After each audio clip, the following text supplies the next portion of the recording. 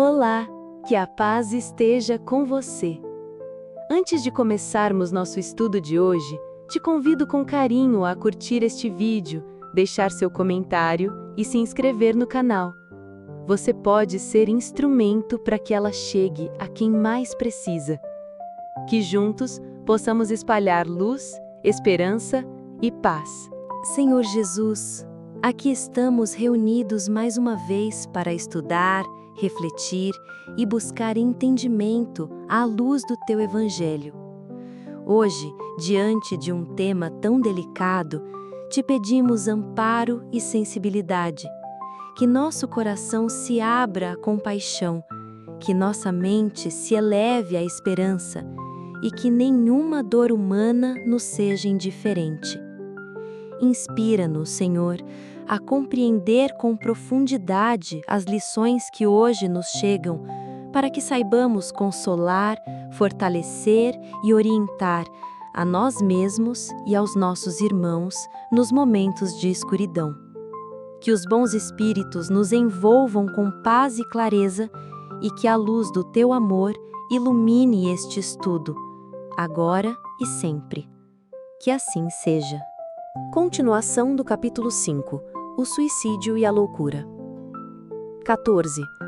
A calma e a resignação adquiridas na maneira de encarar a vida terrena e a fé no futuro dão ao espírito uma serenidade que é o melhor preservativo da loucura e do suicídio. Com efeito, a maior parte dos casos de loucura são provocados pelas vicissitudes que o homem não tem forças de suportar.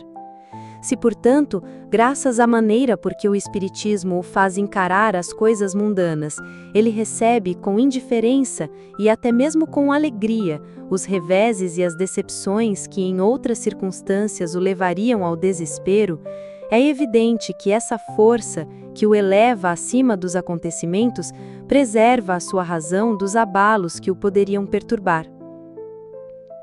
O mesmo se dá com o suicídio. Se excetuarmos os que se verificam por força da embriaguez e da loucura, e que podemos chamar de inconscientes, é certo que, sejam quais forem os motivos particulares, a causa geral é sempre o descontentamento. Ora, aquele que está certo de ser infeliz apenas um dia e de se encontrar melhor nos dias seguintes, facilmente adquire paciência. Ele só se desespera se não ver um termo para os seus sofrimentos.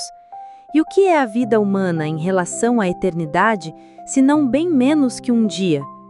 Mas aquele que não crê na eternidade, que pensa tudo acabar com a vida, que se deixa abater pelo desgosto e o infortúnio, só vê na morte o fim dos seus pesares. Nada esperando acha muito natural, muito lógico mesmo, abreviar as suas misérias pelo suicídio.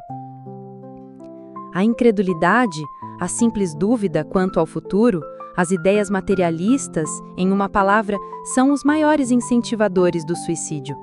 Elas produzem a frouxidão moral. Quando vemos, pois, homens de ciência que se apoiam na autoridade do seu saber, esforçarem-se para provar aos seus ouvintes ou aos seus leitores que eles nada têm a esperar depois da morte, não o vemos tentando convencê-los de que, se são infelizes, o melhor que podem fazer é matar-se? Que poderiam dizer para afastá-los dessa ideia? Que compensação poderão oferecer-lhes? Que esperanças poderão propor-lhes? Nada além do nada.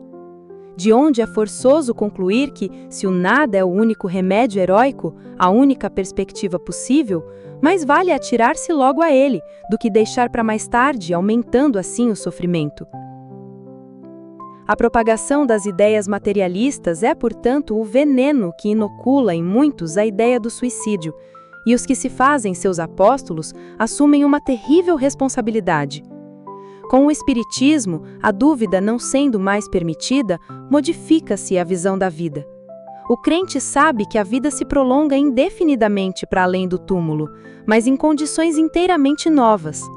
Daí a paciência e a resignação, que muito naturalmente afastam a ideia do suicídio. Daí, numa palavra, a coragem moral. O Espiritismo tem ainda a esse respeito outro resultado igualmente positivo e talvez mais decisivo. Ele nos mostra os próprios suicidas revelando a sua situação infeliz e prova que ninguém pode violar impunemente a lei de Deus que proíbe ao homem abreviar a sua vida. Entre os suicidas, o sofrimento temporário em lugar do eterno nem por isso é menos terrível. E sua natureza dá o que pensar a quem quer que seja tentado a deixar este mundo antes da ordem de Deus. O espírita tem, portanto, para opor à ideia do suicídio muitas razões. A certeza de uma vida futura, na qual ele sabe que será tanto mais feliz quanto mais infeliz e mais resignado tiver sido na terra.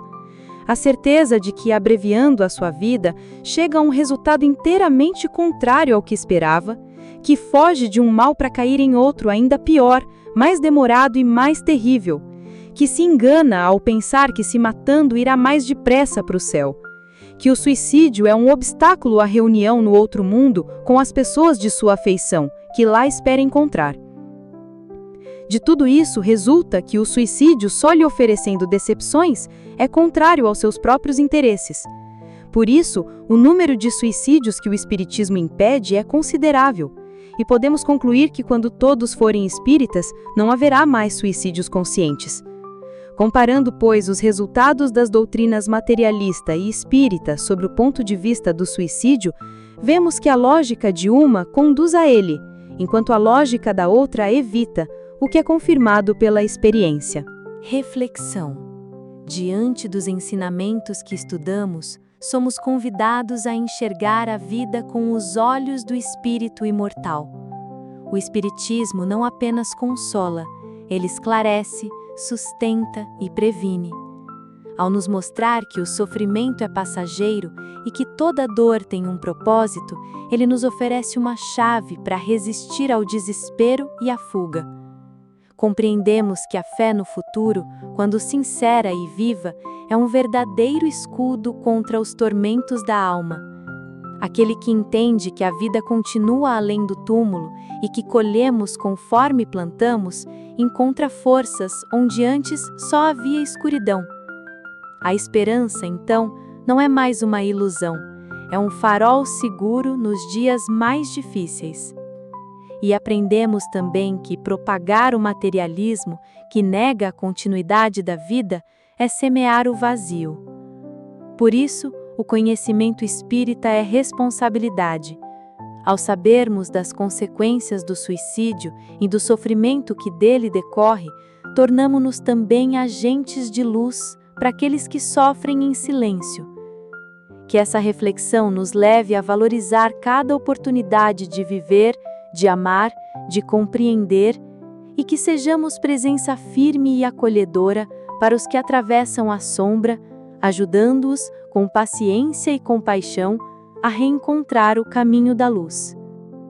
Senhor Jesus, ao final deste estudo agradecemos profundamente pela luz que o Evangelho nos traz.